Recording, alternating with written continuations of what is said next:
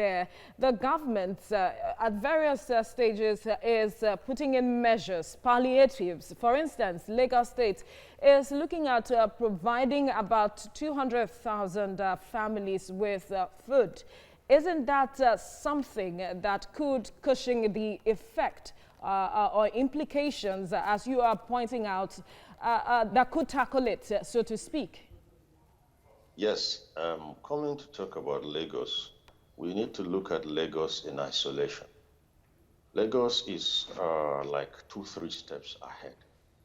Lagos has been able to do what I call, they've been able to plan backward. Planning backward is simply going down to worst case scenario and planning backward from worst case scenario. What is prevalent in most other places is they plan as the events trend. And that in itself is like staying a step behind the trend. Lagos has been able to take 2-3 steps ahead of the trend, which is good. But don't forget, Lagos is one of some 36 states, isn't it? Mm-hmm. And the way it is, the crisis takes a national perspective. A national perspective in the sense that it is ongoing and concurrent across every inch of this country. So we won't use Lagos as the prototype. Lagos could be exceptional within the context of the Nigerian situation. Kudos to the Lagos State team. They've been doing well. They've been a bit preemptive. They've been a bit innovative, forward-thinking. But then, from what we have, from indicators from other states, that's not the same story. But the federal government is talking about providing palliatives for even the vulnerable in the society when the president made his statement. The president's statement is a statement. Walking the talk is where the issues are. The president is not going to go down to those states and do it. You see, having the palliatives or the resources to provide the palliatives is one thing. But then there is what we call crisis management. Let me give you an example. Crisis communication management, for example. Crisis communication management comes key in here. Again, if we come to Lagos, crisis communication management is upbeat. Can it be said of other states? I don't think so. I have phone calls, I have contacts, I have people speaking. The lockdown doesn't end with just having people stay in their homes. If you have people stay in their homes and you do not address these other little dynamics of the lockdown, social dynamics actually, you're going to have people coming out after a while because the human instinct was designed to survive. If you want to get what that means, just hold your nose for a while and you hear all your organs saying, you know what, we want to breathe. So if people lock down and they cannot get those basics, I tell you, the instinct to survive is going to bring them out. So the lockdown itself, for it to be effective at the local government level, not at the state level now, at the local government level, local government chairmen will have to think in the grain. Lagos is getting it. The Lagos State governor is providing the palliatives. The leadership is basically the torchbearer. But then he's also going 2-3 steps down to ensure that the local government, down to the ward level, if need be, think in the grain. Thinking in the grain is dotting those little I's and crossing those little T's, as I mentioned earlier, that could just derail the entire lockdown process in a very big way. All right, we'll leave the discussion at this point. Captain Aliyu Babangida, thank you so much for speaking with us. Joining us now via Skype is CEO Goldwater and Riversand and National Security Resource and Solutions Consultant, Captain Aliyu Babangida. Thank you for joining us on TVC Breakfast. Now, we see government putting in so much measures to tackle coronavirus and its spread. But would you say that the government is doing enough to tackle the ripple effects with regards to security, security challenges that this might bring up? Indeed, from the Lagos end of things, if I could put it that way, their efforts are commendable. I just listened to the commissioner speak, and that is good crisis communication management. Earlier, I told you that as human beings, we are social in nature and we are creatures of habit. Social in nature simply means we must maintain a communication corridor with the people. If we do not, then anything that enters the communication vacuum becomes news for them. So that's commendable. I have also seen security operatives on the streets of Lagos doing their best to enforce the lockdown. And while they're at it, there will definitely be fallouts. We're going to have certain people who may be responding to emergencies or probably out of mischief out there. The best way to tackle that is to ensure that the security operatives themselves are properly remunerated and also inspired and innovated, motivated rather. The reason is simple. They're not with their own loved ones. They're not in their homes. They're going to be working back to back, and the chances are they will be overstretched because our national security operative index, as in numbers, is quite minimal compared to our population. And we will need to ensure that these men are motivated because what they are doing is largely psychosocial. Psychosocial in the sense that standing in your boats back to back out there in the sun and rain can have its own social or psychosocial effects on you. And when that is added to by people who will not comply, depending on the human involved, there could be reactions. But so far, so good. Lagos is upbeat, and I can say Lagos is a step or two ahead of the trend, which is good, which is good. Saying that perhaps the government should take a second look again at the lockdown measures being put in place. And if it has to, what areas would you want it to perhaps step up measures to curtail the security challenges that might be a ripple effect or that might stem out of all of this? Well, if my imagination is anything to go by, I tend to believe that uh, as we go into the lockdown, as we graduate into the lockdown day by day, the fallouts from the lockdown will start to show up. These fallouts may not have been prepared for, but can be managed. And the best place to do that is to micromanage the lockdown. Micromanaging the lockdown, given my own kind of thinking, is looking at the segments that make up local Lagos State, the local governments.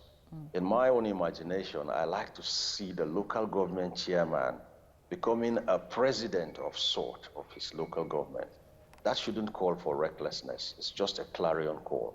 I look to see the DPO of every local government in Lagos assuming he is now the IG of that local government.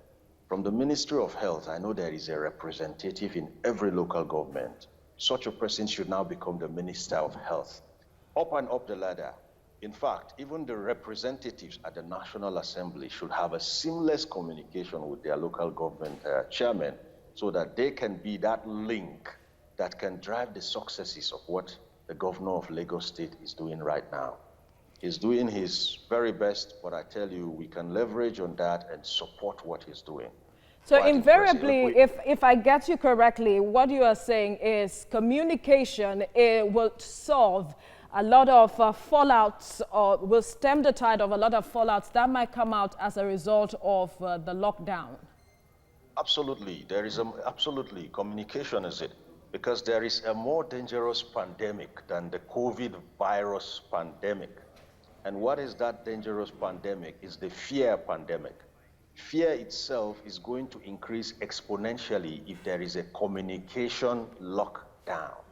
But if people can listen and hear, as I told you, we're social in nature.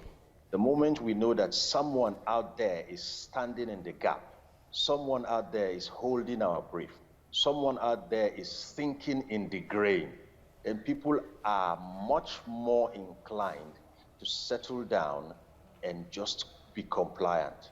Anything short of that, you're going to have confusion, you're going to have speculation, you're going to have a lot of apprehensiveness, which we do not need if we want to drive the successes of this lockdown for the next 13 days. All right, Captain Aliyu Babangida, we'll leave the discussion at this point now. Thank you so much for speaking with us.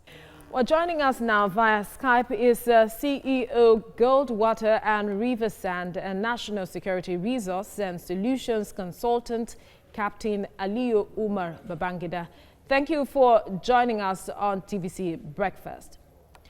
Now, it is crisis communication management at this point is very, very critical. But paint us a picture of what you see if the crisis communication is not properly managed across the 36 states plus the federal capital territory in the country.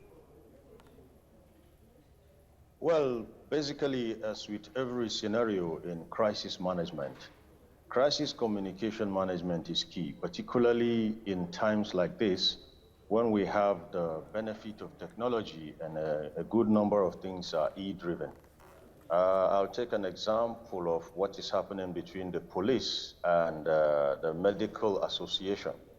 We need no telling right now that every single medical resource person available is useful. Yes, people may want to exploit that to do one or two things, but then we do not expect to see wholly a situation where everybody would claim to be a medical staff. I do not think going down to saying evidence of being on duty must be produced before you are allowed to carry on whatever endeavor you are on. Once you are certified and identified credibly to be a medical person, I think we should give them that leeway so that they can respond. Could we possibly say every policeman out there should also show evidence that he's on duty before he can man his position at a checkpoint or wherever he's needed? The security situation itself is key. It has to be stable. Stability here will also lean heavily on the police force. They must be innovative, they must be forward-thinking. There will be fallouts, there will be pressures, but then they will have to manage these pressures and fallouts well. And that is where communication, as I said earlier, is key. There must be a free and seamless communication network between these bodies. They must work, the medical, the police, and other regulatory agencies must work seamlessly. There must be a network where they can, if I can use the word gossip, everybody must be in on every information available so that there are no bottlenecks and there are no lags that could prove to be expensive in the long run. I think it's better to err on the grounds of allowing one person who pretended to be a medical staff go than to stop a genuine medical staff and incur a tragedy. Now, what will be the role of citizens, on the part of citizens now? The government has taken steps to create awareness one way or the other with regards to the pandemic and why there is going to be a lockdown. Would you say that a lot of citizens have come to understand the essence of this lockdown and why they must stay at home and also support the government in its effort to curtail this pandemic? Yes, for citizens, I would want to say something. There is one key word we all must imbibe right now. It's resilience. Resilience is simply the ability to weather this storm through. Citizens must first and foremost accept that there will be trials. There will be trials. There's a strain on everything: food, money, fuel, you mention it. There's a strain on movement. There's a strain on our lifestyle. But we must accept something, that we have to be resilient. We must keep an eye out for our children, for example. I just heard about children playing football. Children will be children. They are painfully innocent. But then every adult out there must look out for the child. Don't forget, that child could just be the one who will spread this disease. So we must help them conform to the rules, as it were. Other than that, within our communities, now is not the time to hike prices of goods. Now is the time to support each other. Now is the time to ensure that we are our brother's keepers. We must not have something hoarded and want to sell it 20 times the price. It won't take you anywhere. You're going to end up with cash you cannot spend. And as for our people at home, I want us to understand something. While you are at home does not end the challenge. While you're at home, you must conform with those rules. You will wash hands frequently and do things properly. You will ensure that even within your house, there is a quarantine zone. For example, in my house, the main entrance door, which is not far away, has a box around it. I drew a 2-meter box around my main entrance door. And when I'm going in right now, there is a dish beside the door, there is water, there is sanitizer. I drop certain things into a basket, like my cap, my key holder, my wallet, I drop it into that basket and then do the normal washing or the anointing before I step out of that square. That square is a 2-meter square around my main door. Anybody coming into that house doesn't step beyond that square until he says hello to my water, soap, and sanitizer.